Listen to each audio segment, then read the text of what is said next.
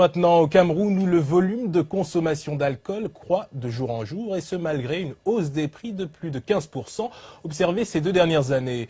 Une situation qui est en passe de placer le pays en tête des grands consommateurs d'alcool sur le continent. Un sujet de nos correspondants sur place, Annie Payep et Charles Talom. Lever le coude au Cameroun est presque devenu un sport national. Retrouvailles, sorties après boulot, deuil, matchs de football et autres manifestations sont autant d'occasions pour se retrouver autour d'un verre. Ceux qui consomment de l'alcool ont leurs propres raisons. On boit la bière, on peut aussi noyer nos soucis dans la bière avec la pauvreté. Bon, de temps en temps, il faut prendre un peu d'alcool pour se distraire.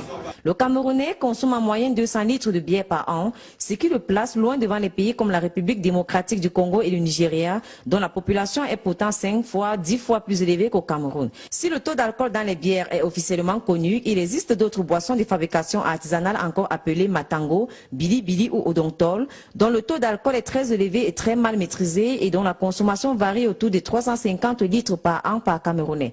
La tolérance des autorités camerounaises y est certainement pour beaucoup. La loi qui jadis mettait une distance entre un débit de boisson et un autre n'est plus appliquée depuis belle lurette, tandis que les campagnes sur l'alcool sont visibles à tous les coins de rue au détriment de la loi sur la publicité autour des produits alcoolisés. Une situation que ne manquent pas de décrier certains experts qui voient dans le laxisme de l'État camerounais une forme de gestion politique. Votre question doit être liée à l'image que donne le Cameroun en Afrique, c'est-à-dire l'image d'un pays stable.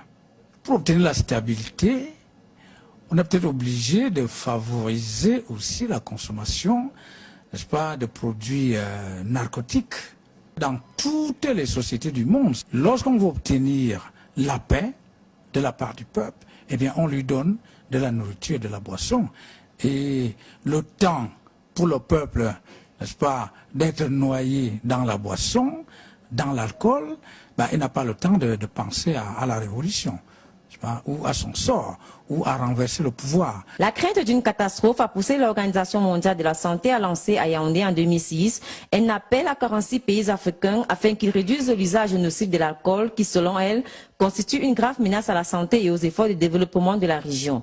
Quoi qu'il en soit, le secteur des boissons alcoolisées a de l'avenir au Cameroun, car les brasseries du Cameroun, la plus ancienne entreprise brassicole au pays, qui revendique 84% des parts de marché de la bière, produit environ 5 millions d'hectolitres de bière par an, ce qui représente en 2008 environ 850 millions de bouteilles et un chiffre d'affaires de 195 milliards de francs CFA.